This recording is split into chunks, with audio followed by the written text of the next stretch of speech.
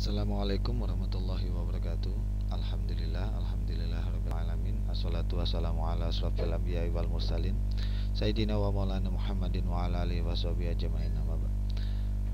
Baiklah, sebelum kita memulai pembelajaran, alangkah baiknya kita untuk membaca doa terlebih dahulu. Berdoa dimulai.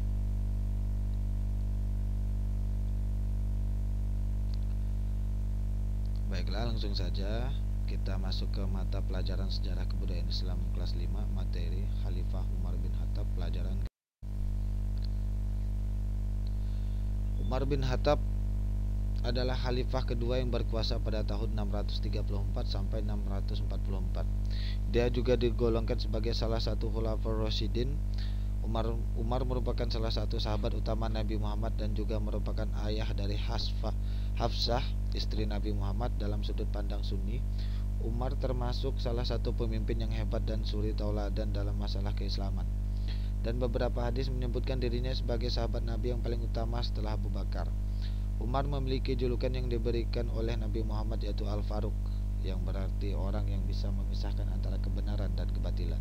Namun di sisi lain, Umar cenderung dipandang negatif dan dalam perspektif Syiah. Pada masa kepemimpinannya, kekhalifahan menjadi salah satu kekuatan besar baru di wilayah Timur Tengah. Selain menaklukkan kekaisaran Sasaniyah yang sudah melemah hanya dalam kurun waktu 2 tahun pada tahun 642 sampai 644, Umar berhasil mengambil alih kepemimpinan 2/3 wilayah kekaisaran Romawi Timur. Perluasan wilayah ini juga diikuti berbagai pembaharuan dalam bidang pemerintahan dan politik. Departemen khusus dibentuk sebagai tempat masyarakat dapat mengadu mengenai para pejabat dan negara. Pembentukan Baitul Mal menjadi salah satu pembaharuan Umar dalam bidang ekonomi. Segala capaiannya menjadikan Umar sebagai salah satu khalifah paling berpengaruh sepanjang sejarah. Poin kedua, biografi. Sebelum memeluk Islam, Umar adalah orang yang sangat disegani dan dihormati oleh penduduk Mekah. Umar juga dikenal sebagai seorang peminum berat. Beberapa catatan mengatakan bahwa pada saat sebelum memeluk Islam, Umar suka meminum anggur. Setelah menjadi seorang muslim, ia tidak menyentuh alkohol sama sekali, meskipun belum diturunkan larangan meminum khamar yang memabukkan secara tegas. Poin yang ketiga, memeluk agama Islam. Pada puncak kebenciannya terhadap ajaran Nabi Muhammad SAW, Umar memutuskan untuk mencoba membunuh Nabi Muhammad SAW. Namun saat dalam perjalanannya, ia bertemu dengan salah seorang pengikut Nabi Muhammad yang bernama Nuaim bin Abdullah, yang kemudian memberinya kabar bahwa saudara perempuan Umar telah memeluk Islam. Ajaran yang dibawa oleh Nabi Muhammad SAW yang ingin dibunuhnya saat itu. Karena berita itu, Umar terkejut dan pulang ke rumahnya dengan maksud untuk menghukum adiknya. Diriwayatkan bahwa Umar menjumpai saudarinya itu sedang membaca Al-Quran surah Toha ayat 1-8. Ia semakin marah akan hal tersebut dan memukul saudarinya. Ketika melihat saudarinya berdarah oleh pukulannya, ia menjadi iba dan kemudian meminta agar bacaan tersebut dapat ia lihat. Diriwayatkan Umar menjadi terguncang oleh apa yang ia baca tersebut. Beberapa waktu setelah kejadian itu, Umar menyatakan memeluk Islam. Tentu saja hal yang selama ini selalu membelanyani membuat hampir seisi Makkah terkejut, karena seseorang yang terkenal paling keras menantang dan paling kejam dalam menyiksa para pengikut Nabi Muhammad SAW, kemudian memeluk ajaran yang sangat dibencinya tersebut. Akibatnya Umar dikucilkan dari pergaulan Makkah dan ia menjadi kurang atau tidak dihormati lagi oleh para petinggi Quraisy yang selama ini diketahui selalu membela kehidupan Madinah. Pada tahun 622 Masehi, Umar ikut bersama Nabi Muhammad SAW dan pemeluk Islam lain berhijrah atau imigrasi ke Yasrib, sekarang Madinah.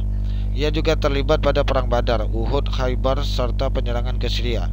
Ia dianggap sebagai seorang yang paling disegani oleh kaum muslimin pada masa itu karena selain reputasinya yang memang terkenal sejak masa para pra-Islam, juga karena ia dikenal sebagai orang terdepan yang selalu membela Nabi Muhammad SAW dan ajaran Islam pada setiap kesempatan yang ada. Bahkan ia tanpa ragu menentang kawan-kawan lamanya yang dulu bersama dia ikut menyiksa para pengikut SAW.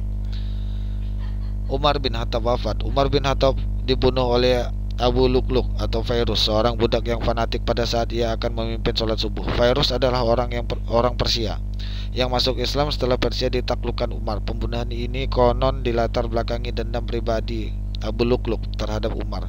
Fairuz merasa sakit hati atas kekalahan Persia yang saat itu merupakan negara adidaya oleh Umar. Peristiwa ini terjadi pada hari Rabu 25 Zulhijjah 23 Hijriah atau 644 Masehi. Setelah wafat, jabatan khalifah dipegang oleh Utsman bin Affan. Semasa Umar masih hidup, Umar meninggalkan wasiat, yaitu, bila engkau menemukan celah pada seseorang dan engkau hendak mencacinya, maka cacilah dirimu, karena celahmu lebih banyak darinya. Bila engkau hendak memusuhi seseorang, maka musuhilah perutmu dahulu, karena tidak ada musuh yang lebih berbahaya terhadapmu selain perut. Bila engkau hendak memuji seseorang, pujilah Allah, karena tiada seorang manusia pun lebih banyak dalam memberi kepadamu dan lebih santun lembut kepada selain Allah. Jika engkau ingin meninggalkan sesuatu, maka tinggalkanlah kesenangan dunia, sebab apabila engkau meninggalkannya berarti engkau terpuji. Bila engkau bersiap-siap untuk sesuatu, maka bersiaplah untuk mati, karena jika engkau tidak bersiap untuk mati, engkau akan menderita rugi dan penuh penyesalan. Bila engkau ingin menuntut sesuatu, maka tuntutlah akhirat, karena engkau tidak akan memperolehnya kecuali dengan